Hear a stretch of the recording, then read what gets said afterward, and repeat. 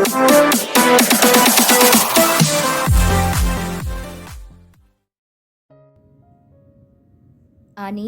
can you cut this into cube size? Tanong niya dito sabay abot ng carrot sa dalagang kanina pa nakamasid sa kanya. Andito na sila ngayon sa kitchen to cook some foods para sa mga bisita niya. Oh well, ang mga kurimaw ay bibisita ngayon at pinaghahanda siya ng mga ito ng makakain dahil gusto ng mga ito na dito mag-lunch. Kaya heto sila ngayon, ngarag sa paghahanda ng maluluto. Actually siya lang naman pala dahil yung inaasahan niyang tutulong sa kanya. Heto at matamang nakamasid lang sa ginagawa niya. Ani, untad niya dito at tila naman natauhan sa tinawag niya dito. Come again, sir? Ano pong tinawag niyo sa akin? Pagpapaulit nito sa sinabi niya. Kunot noon naman siyang tumingin dito saka ngumiti. Sabi ko, Ani, it seems that you're spacing out ha? May iniisip ka ba? And may masama ba sa tinawag ko sa'yo? Usisa niya dito. Umiling naman ito. Nan po, naninibago lang po ako. Sanay po kasi akong Miss Rivera eh. Sagot nito bago ngumiti at tipid na nagsimula ng mag-chop ng carrots na ibinigay niya dito. Sorry if sometimes nasisigawan kita or namamaldituhan kita, Ani. Pasensya ka na if moody ako. Seryosong wika niya dito habang nakatitig sa dalagang panayhiwa ng carrots. Lumingon naman ito sa kanya saka ngumiti. Wala po yun, sir. I understand. Sorry din po if minsan maingay at palasagot ako. This is my nature. And I can't do anything about this. Walang buhay kung wala akong ingay. Sagot nito and he heard her chuckle. No, that's fine with me. Kung wala ka, wala sigurong ingay ang bahay na to. Seryosong sabi niya dito habang hinahalo ang kanyang niluluto. Oo nga po pala, sir. Ano na po pala ang update nyo dun sa mga helpers na hinire nyo? Ba't parang till now wala pa rin nadadala po dito? Tanong ulit nito. Don't know. I'll keep on updating my agency but till now wala pa ring feedback. Kaya nga dito na muna ako umuwi para kahit paano may kasama ka. Paliwanag niya sa dalaga. Tumangu-tango naman ito sa sinabi niya. Paano ba yan, sir? Pag may kapalit na ako, mamimiss mo ang ingay ko at kakulitan ko. Nakangiti nitong wika. Tila naman parang may bumara sa kanyang lalamunan dahil sa winika nito. Tumikhim siya sa kasumeryoso at tinitigan ng maigi ang dalagang busy pa rin sa ginagawa nito. Maybe you are right. Mukhang mamimiss ko ang ingay mo. Lalo ng kakulitan at kapasawayan mo. Malungkot na turan niya dito. Saka mabilis na bumalik sa niluluto. Nanginginig naman ng mga kamay ni Annie habang naghihiwa siya ng mga carrots. Some parts of her are happy. Dahil nararamdaman na niya ang pagiging okay nila ng kanyang Sir Gael. But some part of her are sad. Dahil alam niyang hindi naman magtatagal iyon. Aalis siya at baka pag nagkataon, hindi na siya o hindi na niya makita pa ito. Oh well, this past few days, nakapag-isip na kasi siyang makipagkita sa lolo niya. Mula nang tawagan siya ng kanyang BFF na si Tulips, na her lolo is in the hospital. Dahil nag-collapse daw ito sa gitna ng conference. Siguro matagal na din ang panahon na pagtatago. Maybe it's time to face her lolo. And she is confident na mapapapayag na niya ang lolo niya na wag na siyang ipakasal sa apo ng kaibigan nito. She sighed heavily. Ang lalim nun ah. Wika ng boss niya. Hindi. Ow! She flinched when she accidentally sliced her finger. Jesus Christ, Annie! Gulat na wika ni Gael nang makitang grabe ang pagdurugo ng sugat nito sa daliri. Kaya mabilis niya iyong kinuha at itinapat sa faucet at pinatuluan ng tubig. We need to clean this and put some medicine before we put bandage on it. Madiing wika nito habang inihihipan ng kanyang sugat. Come. Yaya nito sa kanya at iginiya siya paupo sa may upuan ng bar counter. Wait me here. I'm gonna get the medicine kit. Wika ulit nito sa mabilis na tumalima para kuhanin ang panggamot sa sugat. Nangingiti naman siya dahil sa inaakto sa kanya ng kanyang boss. Kahit paano pala ay may pag-aalala naman ito sa kasambahay na tulad niya. Yeah, right. Kasambahay ka lang, Annie. Sa paningin niya at kahit kailan hindi ka niya magugustuhan kahit gusto mo pa siya. Pero ba't niya ako hinalikan kanina? Alish! She frustratingly said while grabbing her hair like an idiot. Anong ginagawa mo? Tanong nito habang papalapit ito na hawak-hawak ang isang box na alam niyang mga panggamot yon. Ha? Ano po? Ano kasi, makati yung ulo ko. Piling ko may kulisap na naman ako. Pagsisinungaling niya. What kulisap? Ay, never mind. Give me your hand. Utos nito sa kanya na agad naman niyang sinunod. Kinuha nito ang gamot sa kanilagyan ng ointment ng sugat niya sa daliri. Nangingiwi naman siya sa hapdi at tila naman na sense nito ang hapding nararamdaman niya. Kaya masuyo nitong hinihipan ang kanyang sugat. Masuyo niyang pinagmasdan ang mukha ng crush niya. Crush niya. As in, like niya ang boss niya. Nakumpirma niya lalo iyon nang halikan siya nito kanina lang. And that was heaven. Naluloka na talaga ako. Wika niya sa sarili. Kaya nailing na lang siya sa naisip. Bigla naman itong huminto sa pag-iihip at tumingala ng tingin patungo sa mukha niya. Tila bagay huminto ang lahat ng tingnan siya nito ng buong pagsuyo. At kahit anong gawin niya, hindi niya mapigilang hindi mapalunok ng laway sa tingin na yon.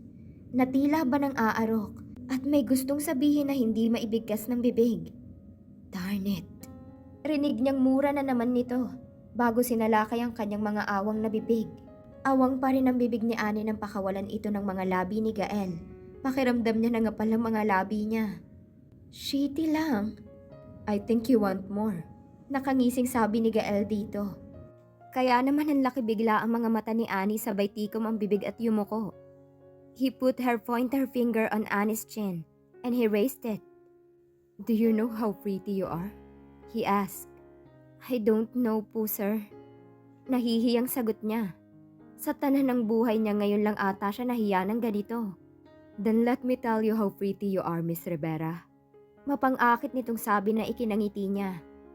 Naku, sir. Huwag niyo po akong bobolahin ng ganyan, sir. Baka maniwala ako niyan. Nangingiti niyang wika dito saka umiling-iling. Pero ang totoo, abot-abot ang kilig na nararamdaman niya. Hanggang langit. Believe me then, Gael firmly said. You are pretty. Kahit halos sing laki ng eyeglass mo ang mukha mo. At sing kapal ng bangs mo ang lampaso. And he looked at Annie's lovely eyes. I don't know why, but I want to get to know you more, Rivera. He added. Nakita naman ni Gael ang pagtango nito kaya napatikwas ang gilid ng labi niya. Now let me put bandage on your wound. Wika niya saka kinuha ulit ang daliring may sugat at nilagyan yon ng bandage. Done.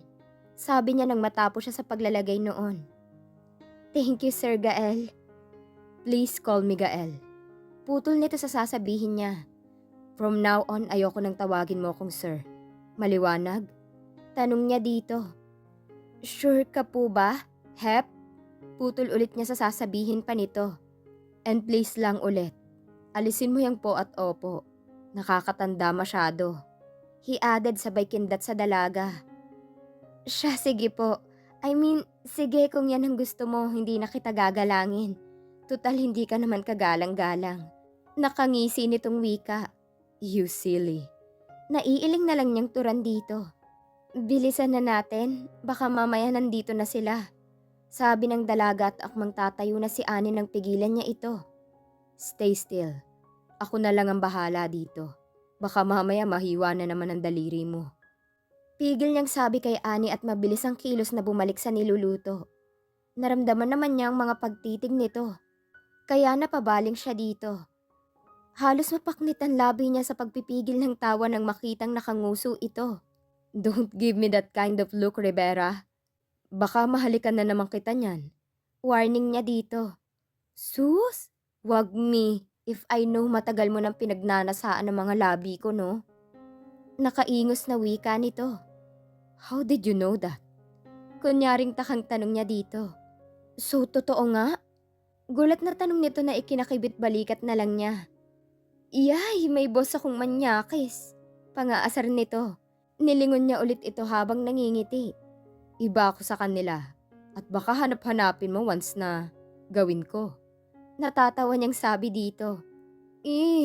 Pogi nga bastos naman. Hingos nito. Wanna try? Pilyong tanong niya dito. Gustong masipa sa itlog? Baka umaray ka niyan. Ganting tanong naman ito na ikinahalakhak niya ng sobra. Abay palaban din ang Rivera niya. Wait, Rivera niya? Why he suddenly felt that he wanted to own Annie? Damn it. Natapos si Gael sa pagluluto habang panay kwentuhan lang ang ginawa nila ni Annie. Minsan tatawa at minsan seseryoso. Pero sa buong durasyon ng kanilang pag-uusap, mas nakilala at mas gusto pa niya itong kilalanin. At sa tingin niya kahit anong pagpipigil ang gawin niya, ay hindi na niya mapipigilan pa ang kanyang sarili na gustuhin ng dalaga. Tada! Masiglang wika ni Annie nang matapos siya sa paghahain. Hindi man siya pinatulong ni Gael sa pagluluto, nagpumilit naman siyang tumulong sa paghahain ng mga pagkain sa mesa. Lumapit naman ito banda sa may likuran niya. It looks and smells great. Tila namamaos nitong boses na wika. Nakaramdam naman si Annie ng init nang maramdaman ang init ng hiningang nanggagaling sa bibig ni Gael. Lalo na nang maramdaman niya na tila hinalikan nito ang ulo niya. O baka guni-guni lang niya. Hays. Tikhim niya. Ang galing niyo naman po pala talagang magluto. Akalain mo yun? Pagbabaliwala niya sa kanyang nararamdaman. Pero laking gulat niya nang iharap siya ni Gael. One more saying po, and I will kiss you hardly till you run out of breath. Mapang-akit at madiin na wika nito sa kanya. Sabay kagat ng ibabang labi nito at hindi niya napaghandaan when he gave her a smack kiss on her lips. Napapikit-pikit tuloy siya dahil doon. Teka, nakakarami na ang damuho. Let's go. Time to change. Amoy ulam na tayo. Mamaya lang nandito na ang mga yon. Yaya nito sa kanya sabay hawak sa kamay niya. At naglakad na sila patungong left para tumaas. Tila naman lumulukso sa sayang nararamdaman ng puso ni Annie. She can't really believe na okay sila ng boss niya. Ng Gael niya. Paano ko mapipigilan ang sarili ko kung alam kong pahulog na ako sa kanya? Sasaluhin mo kaya ang puso ko pag tuluyan na itong nahulog sa'yo? Piping tanong niya sa lalaking nasa unahan niya, habang hawak-hawak nito ang kanyang kamay.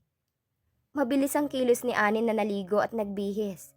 Nagsuot lang siya ng isang mid-waist ripped denim shorts at tinernohan niya yon ng isang rusty sleeve silk tops na kuhang-kuha ang kurba ng kanyang katawan. Oh well, na-miss niya magsuot ng mga ganitong damit. Naglagay lang siya ng face powder at lip tint bago iniipit ang kanyang buhok into a messy bun. Hinayaan niya na lang na may kumawalang ilang hibla ng buhok sa kanyang muka. Saktong pagsuot niya ng tsinelas ang pagkatok naman ni Gael sa kanyang pintuan, kaya halos patakbo niya iyong binuksan.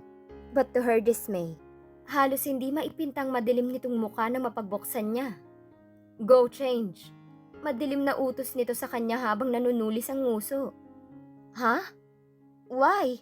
Pangit ba ang suot ko? Kita naman niyang pag-iling nito. You're pretty.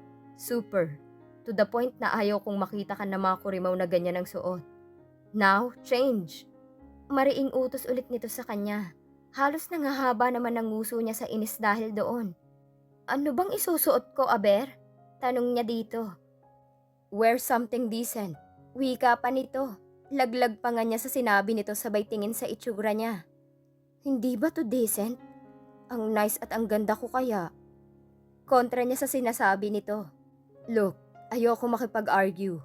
Please, go change now at darating na sila. Madilim ang mukhang utos ulit nito sa kanya. Uh-oh, ayoko nga po. Hindi na niya natapos ang sasabihin niya nang bigla na lang siyang sunggaban ng halik ni Gael sa kanyang mga labi. Kaya napapikit na lang siya habang ang higpit ng pagkakahawak sa t-shirt nito. Gael sucked and bite her lips. At alam niyang namamaga ayon sa paraan ng paghalik nito. Ni hindi niya namalaya na gumaganti na din pala siya. Sus ko Lord, mauubusan ata siya ng hangin. Habol hininga si Annie nang matapos ang halik na yon. Now change love, kung ayaw mong ako ang magbihis sa'yo. He whispered on her ears, saka naglakad palabas ng pintuan. Wait you downstairs, nandito na sila. He added bago tuluyang isinara ang kanyang pintuan. Hawak-hawak ang nangangapal niyang labing na upo sa kanyang higaan. Tila nanlalambot ang kanyang mga tuhod. And ano nga ulit yung tinawag sa kanya? Love? OMG. Tili niya habang takip-takip ng una ng kanyang muka. Yikes! He called me love! Eee! Bud! Bati niya sa mga kaibigan niya isa-isa. Hey brat! Bati niya din sa asawa ni Seb. At akmang yayakapin niya ito ng harangin ni Seb ang kanyang muka. Not my wife, Gael. He coldly said. Tahamot. Sambit niya saka sila nagtatawanan. How are you, Gal? Tanong sa kanya ni Cleo. Good, Cle. Nangingiti niyang sagot dito. Been better than before? Usisa naman ni Jewel na ikinangisi niya. You think? Tanong niya dito na ikinailing ng baby brat nila.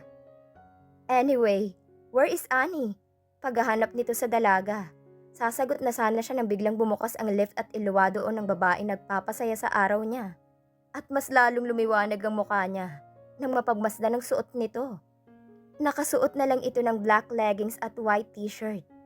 Pero kahit gaano man kasimpleng suot nito, litaw na litaw pa rin ang angking ganda at pagiging nice ni Annie.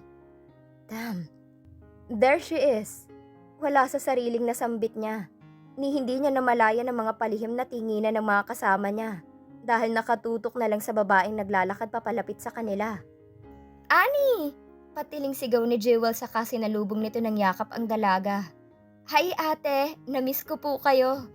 Wika nito habang gumanti naman ang yakap sa brat nila. Aba, blooming tayo ngayon ah. Puna ng brat ng kumalas ng mga ito sa isa't isa. Nahiyang ate sa gawaing bahay. Nakangiti nitong sabi sa kasya sinulyapan na ikinayuko niya. Hindi alam ni Gael if ano o paanong emosyon ang ipapakita niya sa dalaga. Tell me, pinapahirapan ka ba ng shin na to?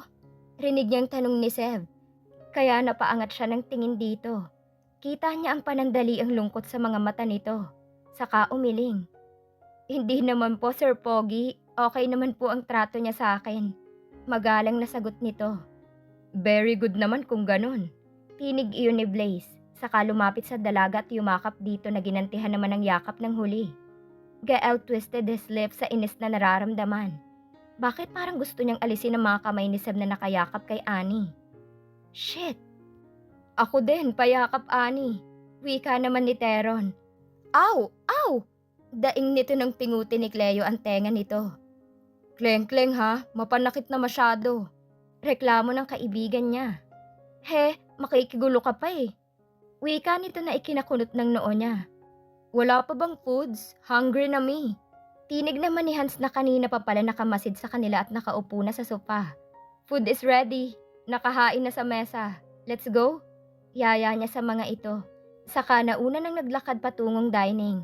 Lukot naman ng mukha ni Annie sa tila panlalamig sa kanya ni Gael. Kanina okay pa silang dalawa, pero ngayon tila may pakiramdam siya na naiilang si Gael sa kanya. Kakainis lang. Nangahaba ang nguso niya habang nakatingin sa ipis na naglalakad patungong dining. Ate, mauna na po kayo kumain, may tatawagan lang ako. Paalam niya sa ate Jewel niya. Na ikinatango naman nito sa mabilis siyang naglakad papuntang garden at naupo. She sighed heavily. Nakakalito't nakakalungkot ang pabago-bagong emosyon ng Gael. Piping-usal niya sa sarili habang nakatingala sa langit. Why are you here? Didn't I say that we are going to eat? Baritonong boses nito sa likuran niya. Mauna na po kayo. Mamaya na ako kakain after nyo. No, get inside and let's eat. Madiing utos nito sa kanya na ikinailing niya. Makautos, kala mo hari eh. Kutusan niya kaya? She murmured bago tumayo at naglalakad papasok ng bahay. There you are. Masayang wika ni Hans. Akala namin mamaya pa kami makakakain dahil wala ka pa. Nakangisi nitong wika pa. Ha? Takang tanong niya. No, don't mind Hans. Eat now. Wika nang nasa tabi niya at alam niyang si Gael yon. Naitaas na lang niya ang isang kilay sa inis. Nasa kalagitnaan na sila ng pagkain. Nang biglang may ibon, bisitang pumasok basta-basta sa dining. Kaya halos umikot ang kanyang mga mata nang makita na naman ang babaeng espasol. That will ruin her day. Hi everyone! Bati nito sa kanila. Oh, kumpleto pala kayo. Parang gusto kong magtampo sa'yo, Han. Ni hindi mo man lang ako in-invite. May himig na nagtatampong sabi nito. Kita naman ni Annie ang pagkuyom ng palad ni Ate Jewel niya at ang pag-angat ng kilay ng Ate Cleo niya. Oh, come. Join us. Jen? Plastic na yaya ng mga ate niya dito habang ang mga kalalakihan ay halos walang imik. Do you mind if you give your chair to me, Mac?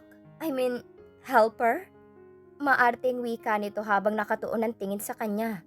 Kita niyang bubuka na sana ang bibig ng Ate Jewel niya kaya inunahan na niya ito. Yeah, sure po. I'm done na din naman. Nakangiti niyang wika. Saka tumayo at kinuha ang platong pinagkainan. You sure? Her ate Jewel asked. I'm sure ate. Sagot niya dito na nalakipan pa ng tipid ng ngiti. Sino pang gaganahang kumain kung makita mong babaeng ibon na to? Wika niya sa kanyang isip. Oh, thanks darling. Maarting sabi nito bago umupo na sa upuan niya, katabi ng Sir Gael niyang ipis. Please bring me a set of plates and cutleries. She added na halos ikaikot ng mga mata niya. Huminga muna siya ng malalim bago kumuha ng plato at kutsara at tinidor, saka naglalakad patungong dining. Nasa malapit na sana siya nang marinig ang mga sinasabi ng Bruhilda. Di ba Han? Nakabook na ang flight natin next week?